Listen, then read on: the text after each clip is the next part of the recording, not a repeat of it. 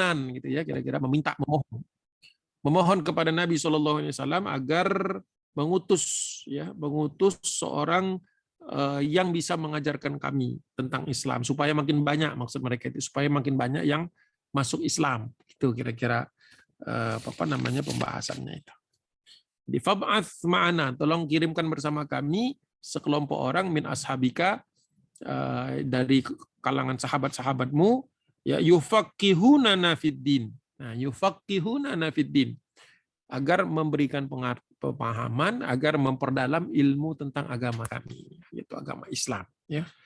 Itu kata-kata faqih, ya. Faqihah itu artinya memberikan pemahaman. Sebagaimana hadis Nabi,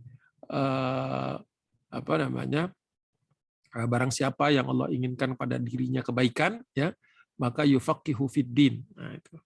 Jadi difahamkan Allah atas agama ini. Nah, wa yuqri'unana al-Qur'ana, agar dia bisa mengajarkan kepada kami, membacakan bagaimana cara membaca Al-Qur'an yang benar, wa yu'allimunana syara'i'al Islam, agar bisa memberitahu, mengajarkan kepada kami, ya, hukum-hukum Islam. Syara'i itu jamak dari syari'. Syara'i artinya syariat Islam. Jadi begitu.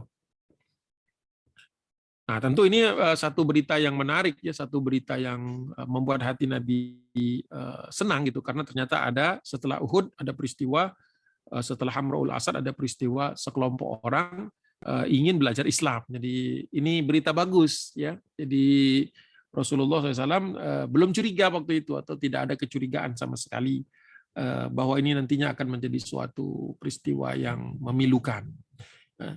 Ya, makan husnuzonnya adalah kalau ada orang ingin belajar itu kan maka dibantu gitu. Kalau ada orang baru masuk Islam maka diarahkan supaya dia terarah dan kemudian menjadi saudara gitu kan. Jadi begitu kira-kira settingnya, ya.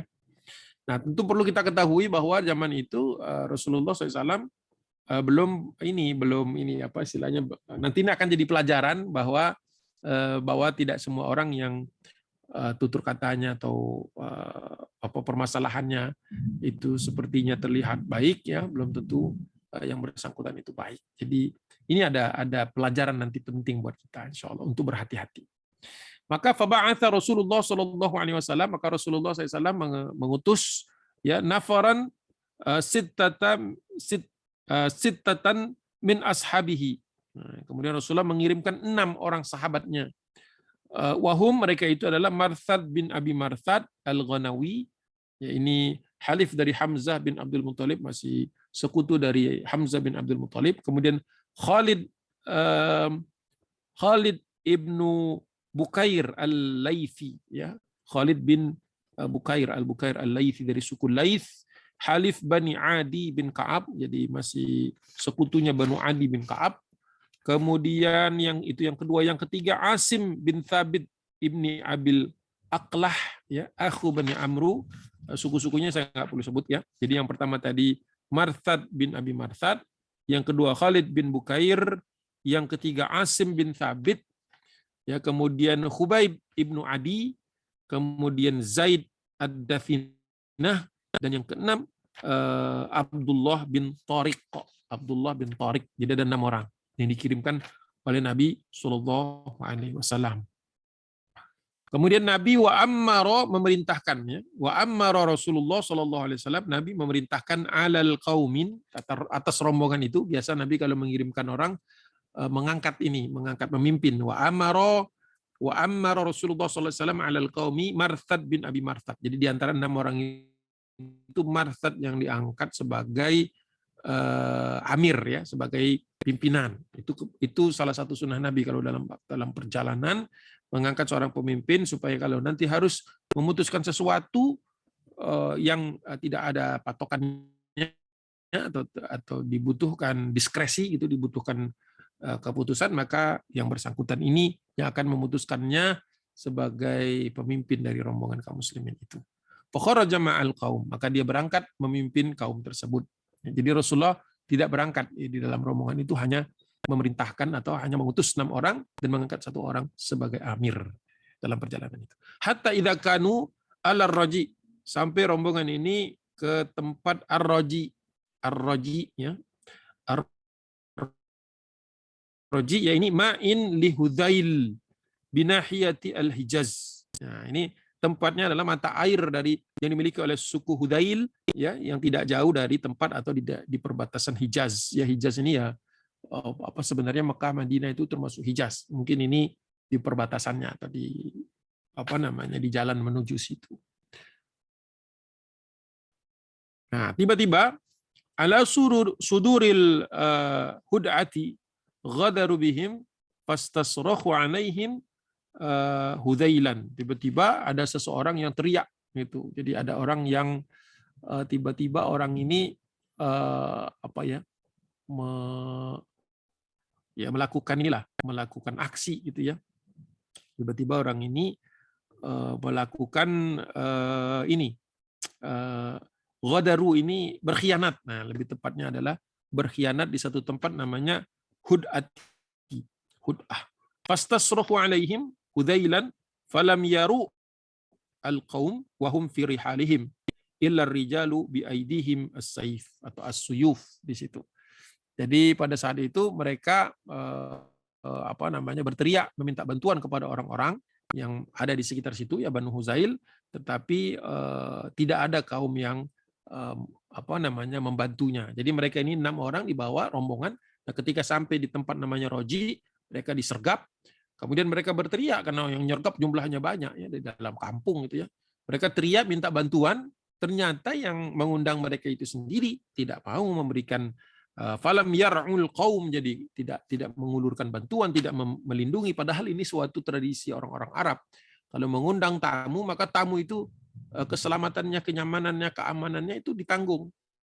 Itu. Tapi ini tentu saja pelanggaran, bukan hanya pelanggaran terhadap hukum Islam, tetapi juga pelanggaran terhadap pelanggaran terhadap kebiasaan orang-orang Arab, tradisi orang-orang Arab. Ini berdasarkan timbangan tradisi orang Arab saja ini sudah sangat pelanggaran berat. Ya. Jadi mereka minta bantuan tetapi tidak ada yang membantu. Wahum fi rihalihim. Ya. Nah pada waktu itu apa namanya tidak ada yang membantu dan mereka dalam perjalanan artinya belum siap gitu ya di atas unta dan sebagainya. Jadi mereka tidak membawa pedang, tidak membawa alat-alat perang dan ini merupakan salah satu kelalaian lah gitu. Illa rijalu bi aidihim as-suyuf, kecuali ada sebagian orang yang mereka ini apa namanya siap gitu dengan pedangnya, artinya mereka mau melakukan perlawanan. Qad ghashuhum, akan tetapi mereka dengan mudah dikalahkan karena jumlahnya banyak dan mereka juga bersenjata. Jadi tidak ada perlawan. Ya. Fa'akhadhu asyafahum liyuqatiluhum, dan mereka kemudian dilucuti dari senjatanya dan kemudian mereka dihunus ya artinya diancam dengan pembunuhan. Faqalu lahum, mereka berkata kepada ke-6 sahabat Nabi ini, inna wallahi ma nuridu qatalakum. Ini perkataan mereka ya. Sungguh kata mereka, demi Allah sebenarnya kami tidak mau membunuh kalian. Gitu. Jadi ternyata suku Huzail ini katanya ceritanya mereka mengatakan kami sebenarnya nggak ada masalah dengan kalian, kami tidak mau membunuh kalian. Walakinna nuridu an nusiba bikum syai'an min ahli Makkah.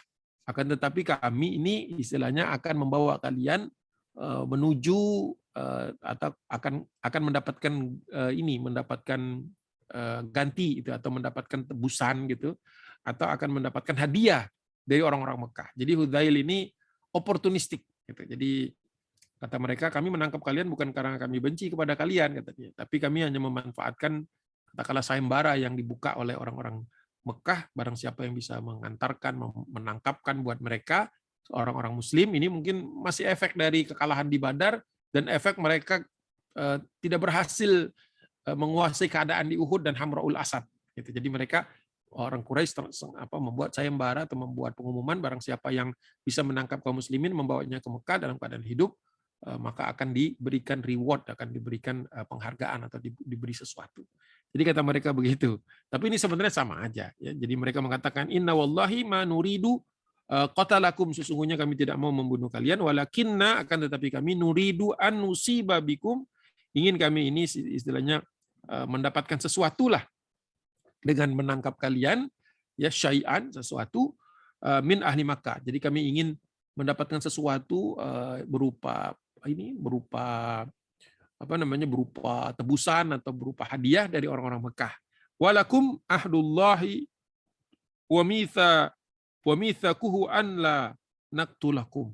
Jadi kata mereka, ya kami ini sebenarnya tidak ada masalah, kalian mendapatkan hak sebenarnya, ya berhak atas janji Allah bahwa kami tidak akan membunuh kalian. Akan tetapi ya tadi, kalau sudah berpindah tangan kepada orang-orang musyrik Quraisy, ya tentu jaminan ini hilang. Jadi sebenarnya ini cuma basa-basi ya. Walakum ahdullahi wa mithaquhu, ya mithaq itu perjanjiannya. Tetapi kalian dapat punya ikatan perjanjian an la naqtulakum, kami tidak akan membunuh kalian. Ya memang mereka tidak membunuh, tetapi mereka menyerahkannya kepada lawan, itu sama saja.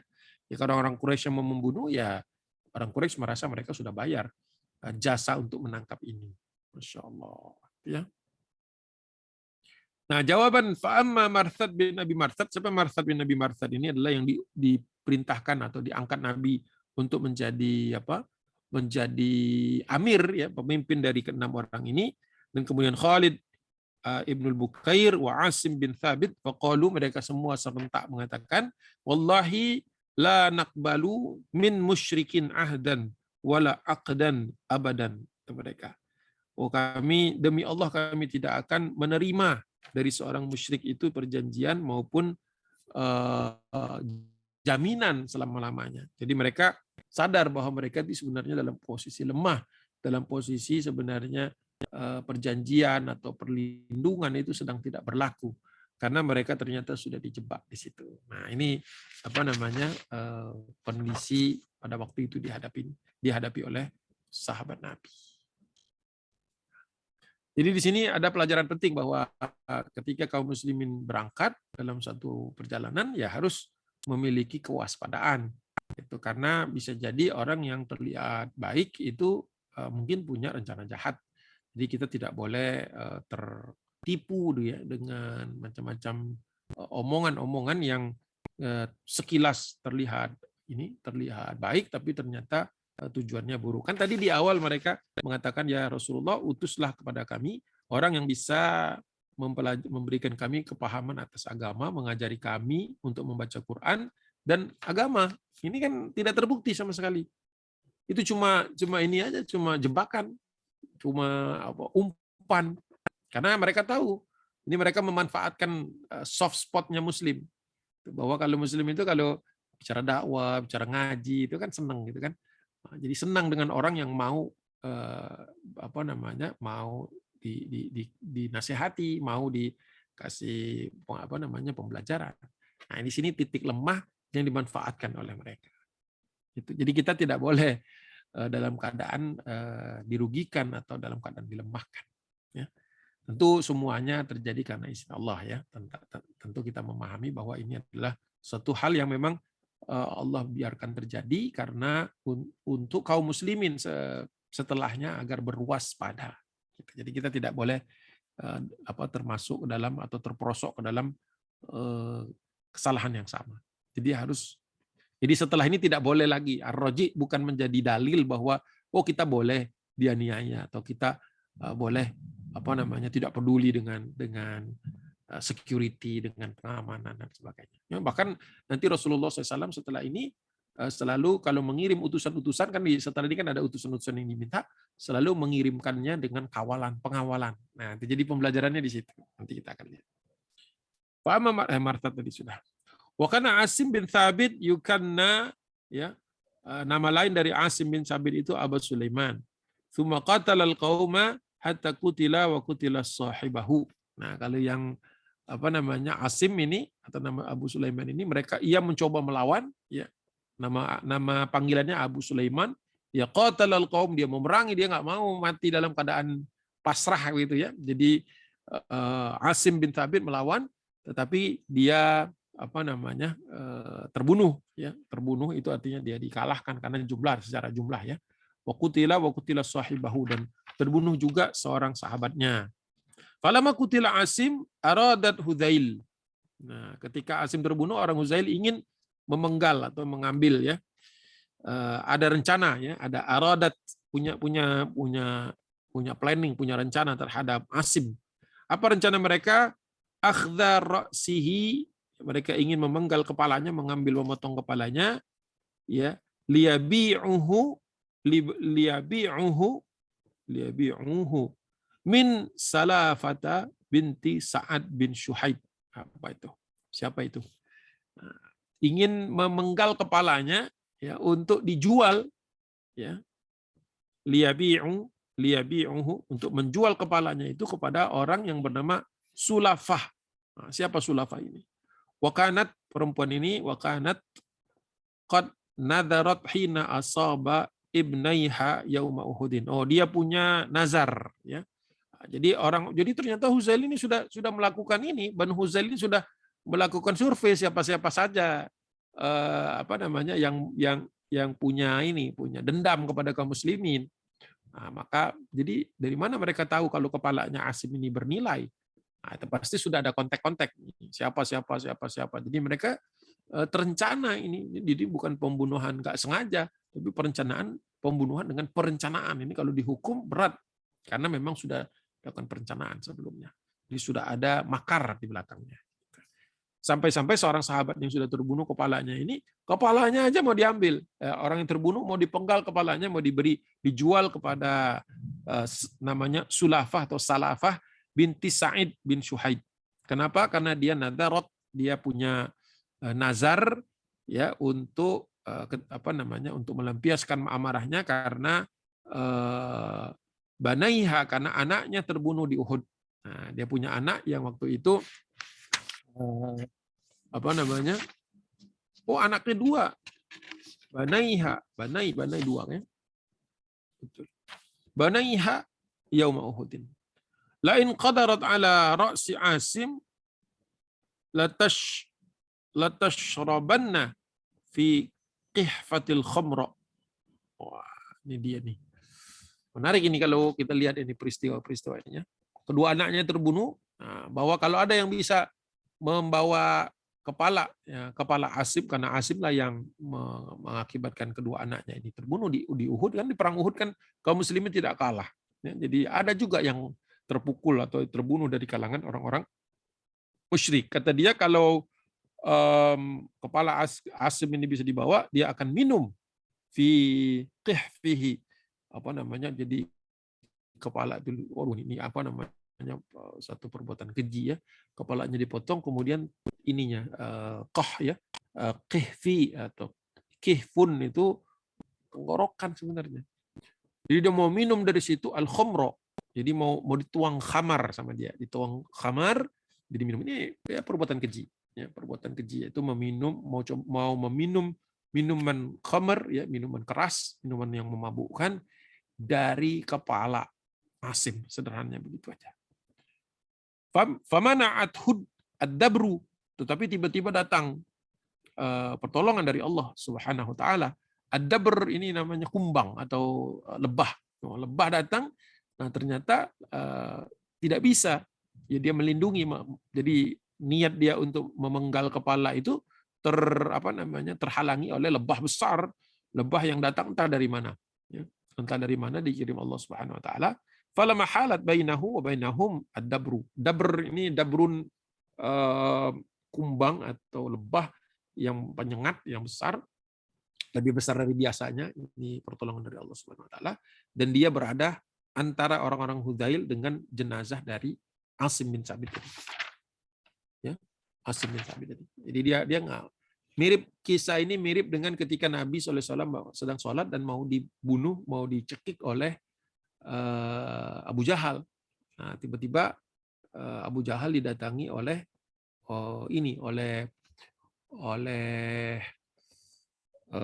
unta, ya, oleh unta. Walaupun untanya nggak ada di sekitar situ, di sekitar Ka'bah tidak ada unta. Nah, unta ini kemudian menyeringai dan giginya menakutkan. Itu kira-kira mungkin permisalan atau kemiripan dengan ini. Tapi yang ini seekor lebah besar yang datangnya entah dari mana. Kemudian orang-orang berkata, qalu da'uhu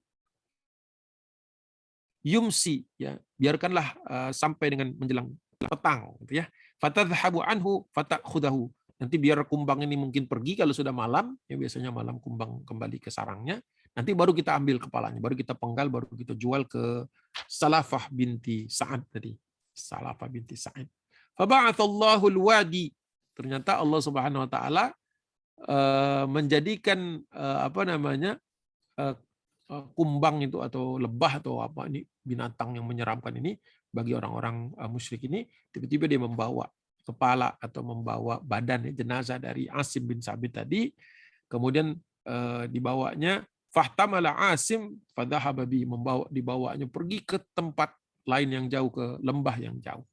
Ya, pada saat itu. Kenapa Allah Subhanahu wa taala lakukan itu? Wa qad kana Asim qad a'tallahu ahdan. Jadi Allah ingin agar Asim ini terpenuhi ininya, terpenuhi janjinya. Dia pernah berjanji kepada Allah Subhanahu wa taala, ala yamassuhu musyrikun wala yamassa musyrikan abadan tanajjasan. Dia pernah bersumpah kepada Allah, ya Allah, kalau seandainya aku mati maka aku ingin agar diriku tidak akan diusik oleh orang musyrik, ya, atau tidak akan disentuh oleh orang musyrik, dan tidak ada yang bisa melakukan. Mungkin ini Anda juga nih, mungkin sumpah ini juga terkait dengan mutilasi yang terjadi di Uhud. Kan di Uhud Rasulullah bersedih, ya, kaum muslimin bersedih melihat adanya jenazah yang dipotong-potong atau dimutilasi oleh Hindun dan musyrik-musyrikah yang lain. Nah, di sini mungkin salah satunya saya tidak tahu, tapi mungkin disitulah ada sahabat Asim bin Sabit ini yang bersumpah, ya Allah, kalau saya mati tolong jangan seperti itu, jangan sampai jenazahku dicabik-cabik oleh orang musyrik. Karena tadi kan orang musyriknya memang sudah ingin, Banu Huzail ingin memenggal kepalanya. Nah ini mungkin fakana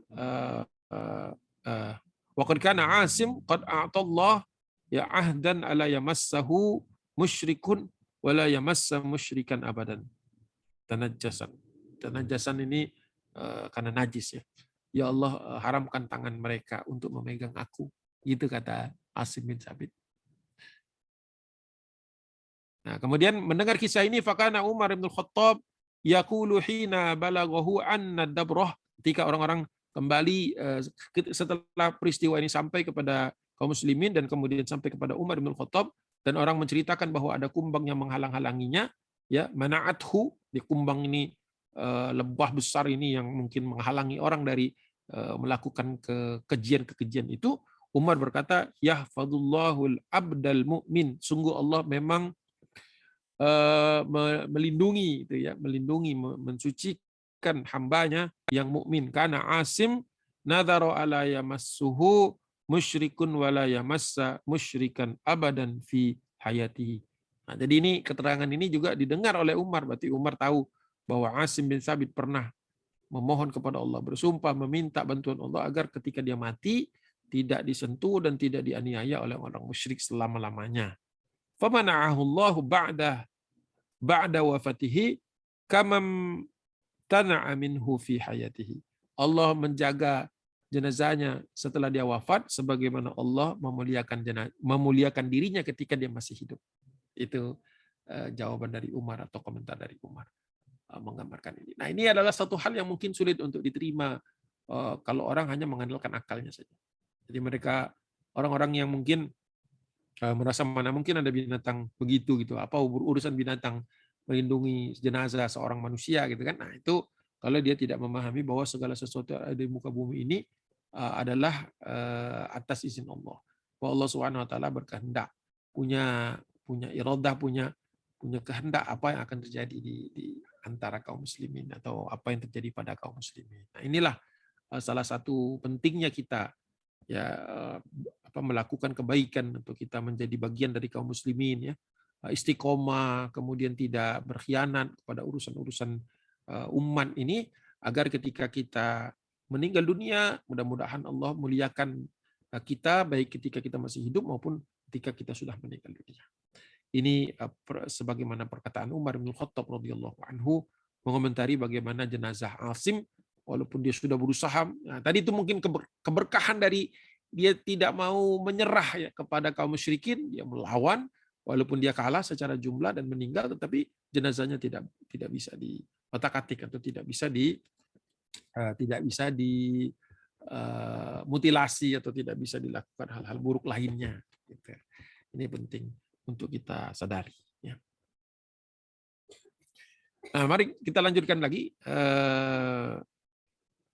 Masra'u Khubayb wa ibni Tariq wa ibni Dathinah. Ya, ibni Dathinah.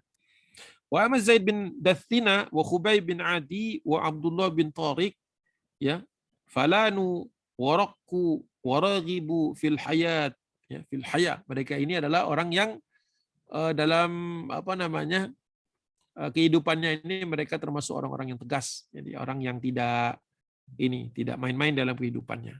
Fa'atau bi aidihim wa asarruhum thumma kharaju ila Makkah. Ya, tapi dia tertawan ya, karena mereka tertawan ini akhirnya mereka dibawa sebagai tawanan. Fa'asaruhum thumma kharaju ila Makkah. Dibawalah ke Mekah ya liyabi'uhum biha, dan dijual. Nah, jadi karena melihat yang tadi sudah melawan gitu ya dan terbunuh, kalau terbunuh kan nggak ada nilainya kan buat mereka, harus ditangkap hidup-hidup. Nah, sedangkan Asim tadi Allah selamatkan.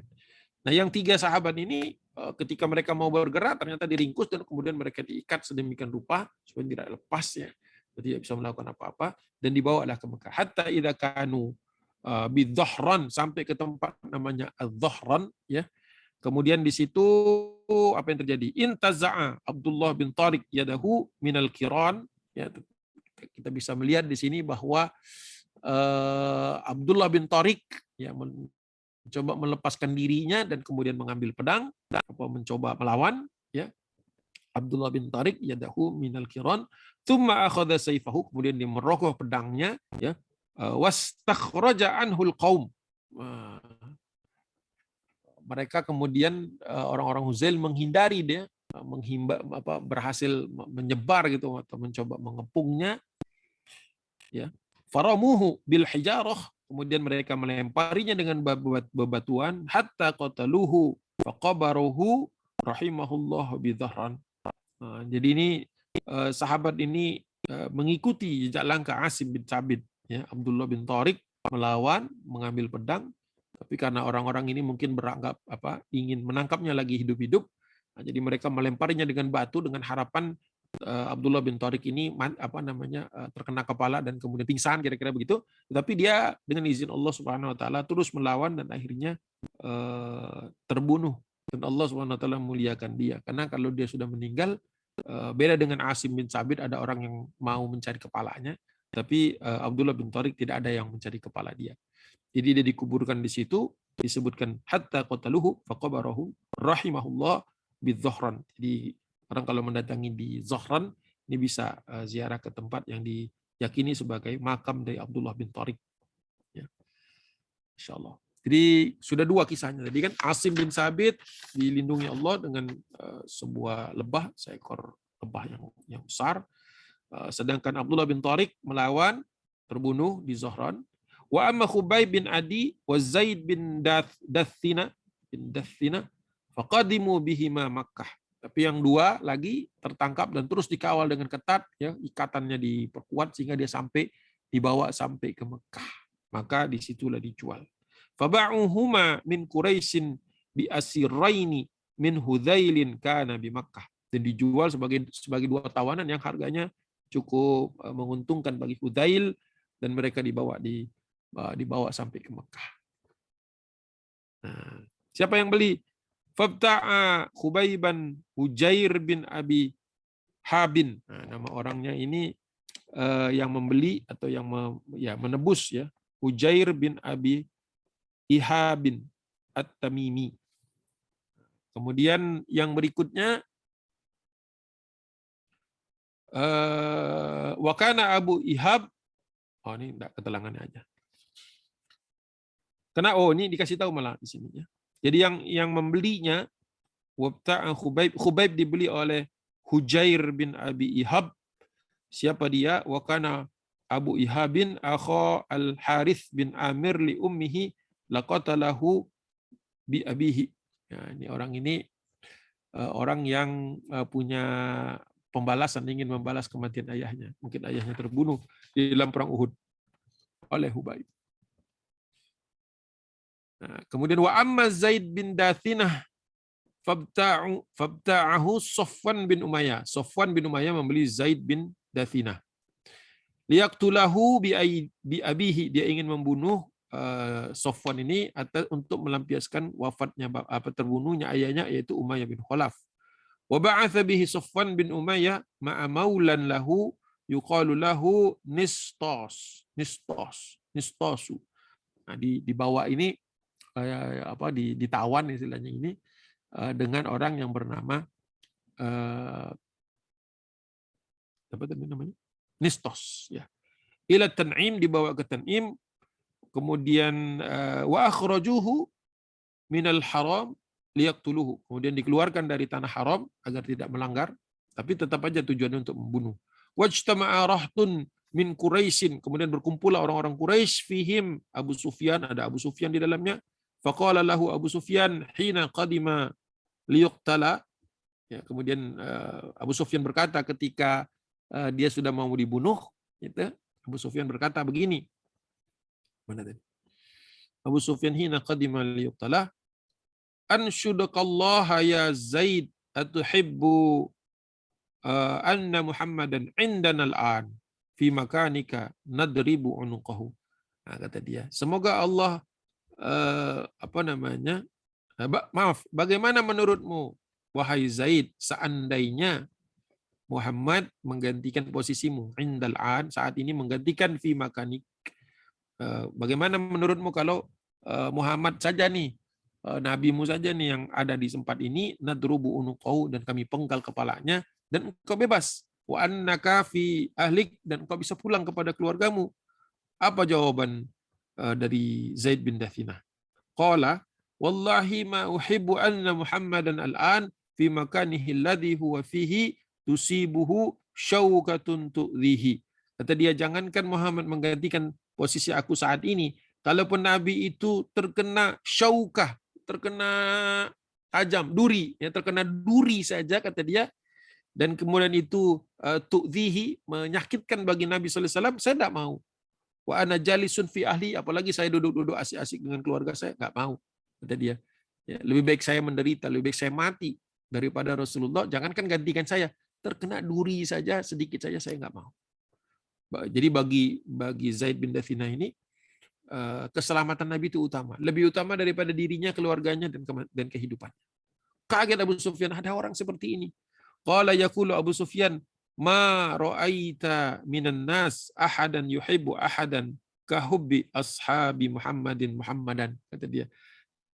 Ya, hebat sekali kata Abu Sufyan, ya, baru kali ini, ya, tidakkah kalian belumkah pasti kalian belum melihat, ya, belum ada manusia satu orang pun yang mencintai seseorang yang lain seperti cintanya sahabat-sahabat Nabi, seperti Zaid bin Dathinah ini mencintai Muhammad seperti mereka mencintainya. Tsumma qatalahu Nistos. Nah, jadi Nistos itu Algojo berarti. Nistos itu budak dari Safwan bin Umayyah. Padahal Safwan bin Umayyah nanti di Fatu Mekah dimaafkan oleh Nabi. Ya Allah. Begitulah betapa mulianya pemaafnya Rasulullah. Padahal Zaid bin Dathinah ini gak dikasih kesempatan sama sekali. Cuma dikasih tahu, mau nggak kamu ganti posisi dengan Nabi? Nggak mau, kata dia. Ya sudah, kalau gitu dibunuh. Maka Nistos tadi, ini sepertinya seorang budak beragama Nasrani mungkin, ya, nama dari namanya Nistos itu kemudian yang mengeksekusinya, ya. Maka dieksekusilah oleh Nastos atau Nistos ini. Nah, dan terbunuhlah dia dalam keadaan syahid. Nah, Maqtal Khubayb.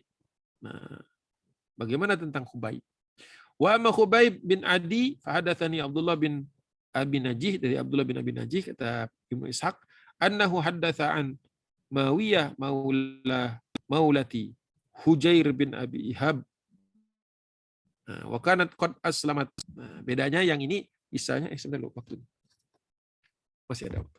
Jadi yang ini bedanya adalah Abdullah bin Abi, dari ini diriwayatkan oleh Abdullah bin Abi Najih, ada seorang yang bernama Mawiyah, ya. Mawiyah ini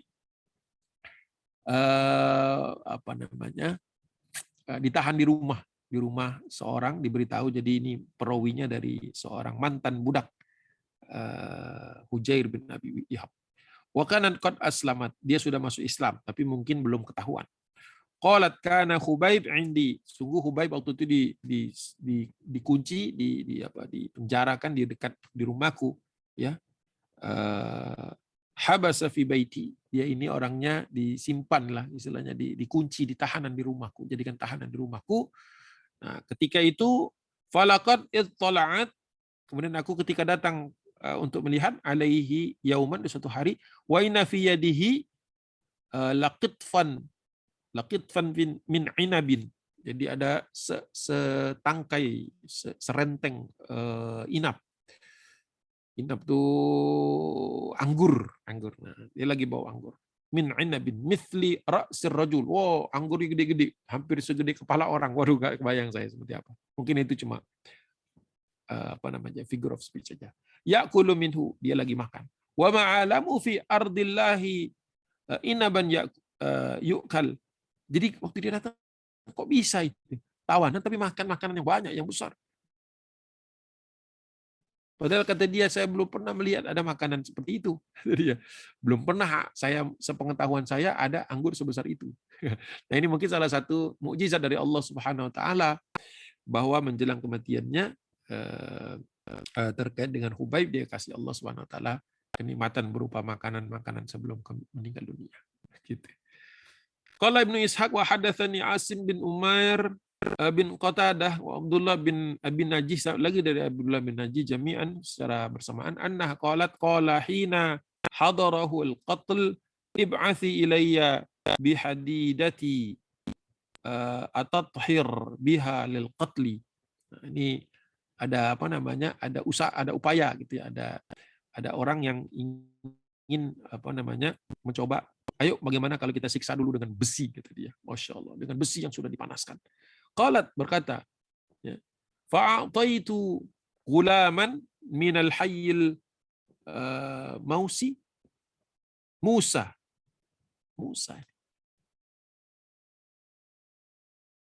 Coba saya cek betul Musa. Hayyil Musa.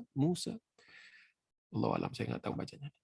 Wa qultu udkhulu biha ala hadzal rajul al-bait. Kata dia, gini aja, masukkan saja dia ke tempat ini.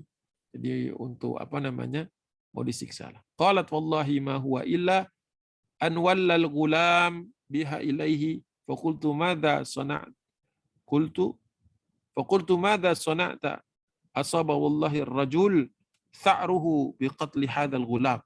Oh, ini jadi dia dimasukkan ke satu tempat, mau disiksa di situ. Nah, tapi ada anak dari yang mau nyiksa ini. Seorang gulam, seorang anak laki-laki. Fa yakunu rajulan bi rajulin. Falamana walahul hadidah akhadhaha min yadihi. Nah, dia yang megang, kata dia, kasih ke saya.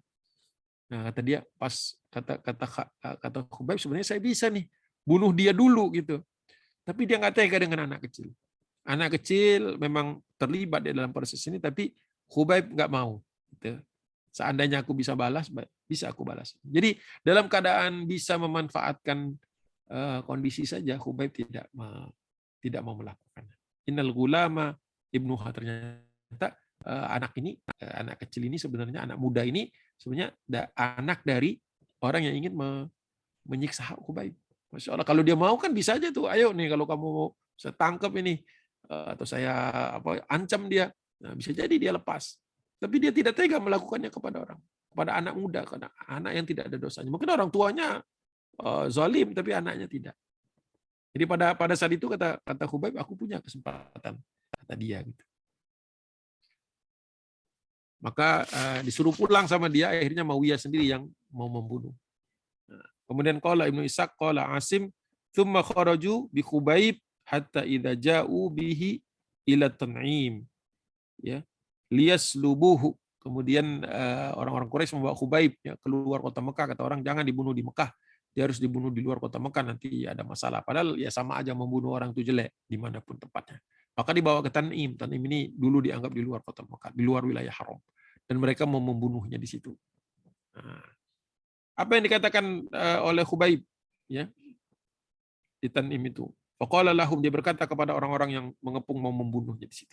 Kata dia, in ra'aitum an tad'uni, kalau kalian mau memberikan kesempatan kepadaku hatta arka'a raka'ataini faf'alu. Jadi saya mau sholat 2 rakaat kalau boleh. Qalu dunaka farka. Jadi ya.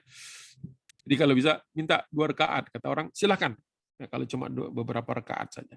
Faraka'a raka'atain, maka aku ruku dalam 2 ruku, maksudnya sholat 2 rakaat. Ya, atahum apa ini? Atammahuma wa ahsanuhuma. Jadi aku sempurnakan sholat itu dan aku perbaiki betul-betul dalam niat yang bagus karena sebentar lagi bakal mati. Tsumma aqbala 'alal qaum. Kemudian aku kembali kepada kaum itu. Faqala amma wallahi laula an tadhunnu anni innama tawwalat jaza'an minal qatli lastakthartu minas shalah.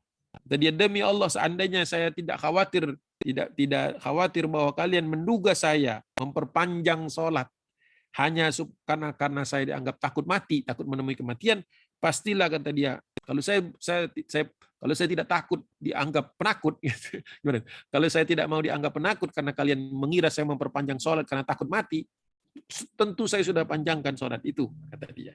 Qala fakana Khubaib bin Adi awwala man sanna hatainir rakaatain. Nah, Habib dianggap sebagai orang pertama, apa istilahnya, orang yang pertama yang apa istilahnya ya, hataini rakaatain. Orang yang pertama kali minta sholat dulu sebelum dibunuh. Nah, gitu. Jadi semacam inilah, semacam permohonan terakhir lah kalau mungkin mau disebut seperti itu.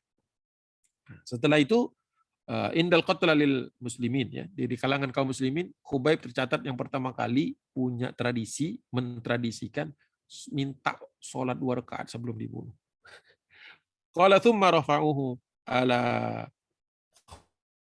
khashabbatin falamma awthaquhu qala Allahumma inna qad ballagna risalata rasulika faballaghu al-ghadata ma yusna'u bina thumma qala Allahumma ahsihim adadan waqtulhum badadan wala tughadir minhum ahadan. Wah, ini. Jadi setelah siap, dia sudah siap mau dibunuh, sudah tinggal menunggu detik-detiknya saja. Ya, kemudian Khubaib berdoa, ya Allah hitunglah mereka. Jadi Allahumma ahsihim adadan. Ya Allah hitung jumlah mereka itu. Waqtulhum badadan. Bunuh mereka semua sebagai gantinya ya Allah. Ya. Wala tughadir minhum ahadan. Jangan sisakan satupun di antara mereka. Jadi sampai doa begitu. Ini salah satu yang dibolehkan ketika kita mau dieksekusi, mau dibunuh oleh lawan, kita doa. Ya Allah agar mereka hancur juga. Ya Allah hitung mereka. Pastikan mereka juga hancur ya Allah. Matikan mereka juga semua ya Allah dalam keadaan yang buruk. Nah, itu kok doanya begitu kok jelek loh. Jelek gimana, dia udah mau mati. Udah mau mati. Jadi diperbolehkan ketika kita sudah tidak mungkin lagi melepaskan diri, tidak mungkin lagi lolos kematian, itu udah tinggal nunggu waktu, maka doalah. Silakan berdoa. Nah, pada saat itu doanya yang dipilih oleh tadi Khubaib ya, dipilih oleh Khubaib bin Adi adalah doa itu. Ya Allah hitung jumlah mereka, bunuh mereka semua, jangan sisakan satupun ya Allah. Setelah itu mereka membunuh Khubaib. Tsumma qataluhu rahimahullah, dan Allah merahmatinya. Nah, bagaimana nanti ada ketakutan-ketakutan orang seperti yang lain-lainnya, nanti kita akan bahas dalam kesempatan berikutnya. Mohon maaf atas waktu yang memang hari ini agak sedikit berbeda. Mohon izin ya, mungkin kalau ada pertanyaan satu aja yang pendek. Billahi taufiq wal hidayah. Assalamualaikum warahmatullahi wabarakatuh.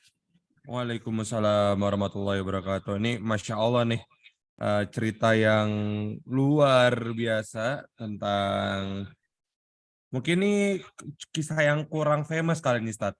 Yang bagian ini nih. Terkenal mungkin jarang aja, tapi terkenal sebenarnya. Mungkin teman-teman di sini yang waktu kecil belajar sejarah Rasul, pasti ini ke-skip Ustaz biasanya, Ustaz.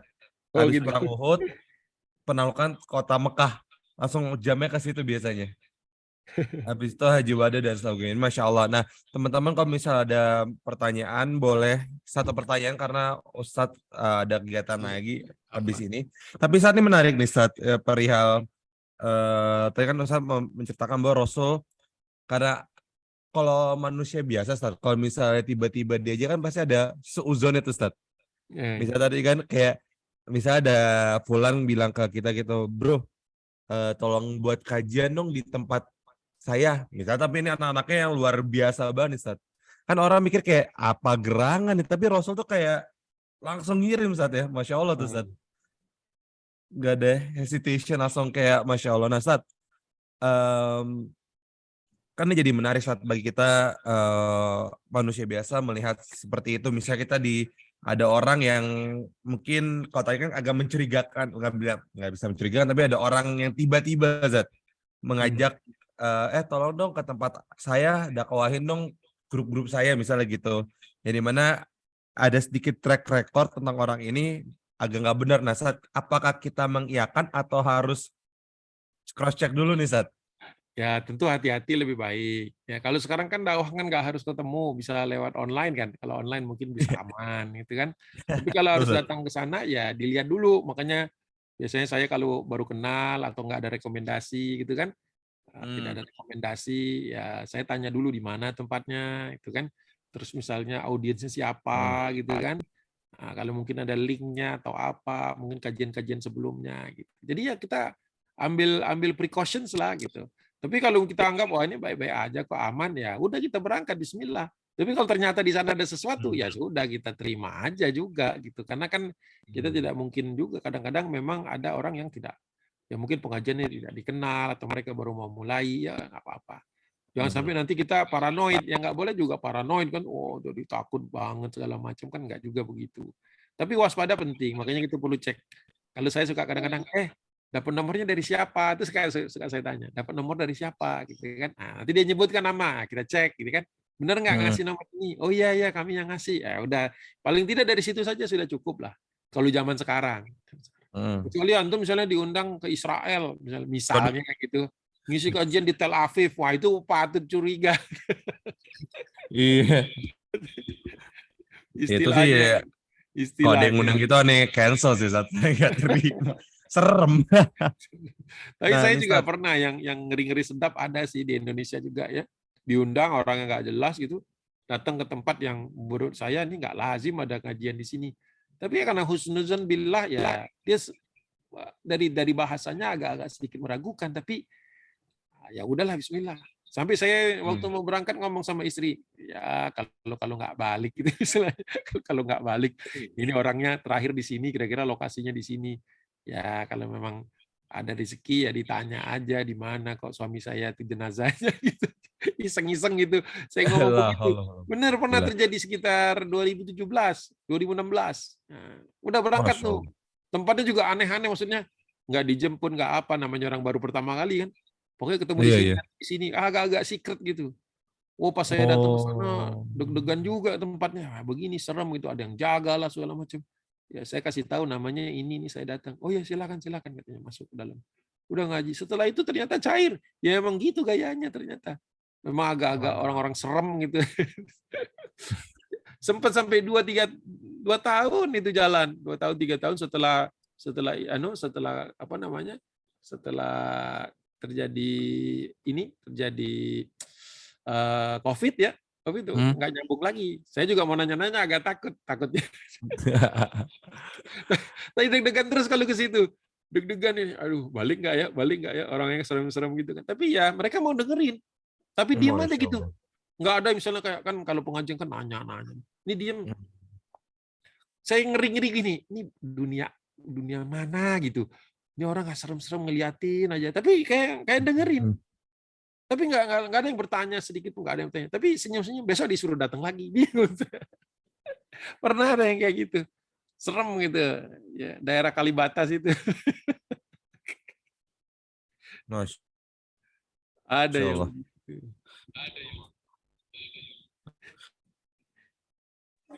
Nah, nih Ustadz berhubung juga Ustadz Assalamualaikum ini Ustaz. udah sore dan Waalaikumsalam. pasti Ustaz. Iya, iya. Wah, Bang Safar Afwan nih. nih. Silakan Bang. Apa nih? Anda tuh mau izin ini. Oh, eh, udah mau jalan. Oke. Iya mau jalan. Nanti ini sambung ya. Tanpa dosa.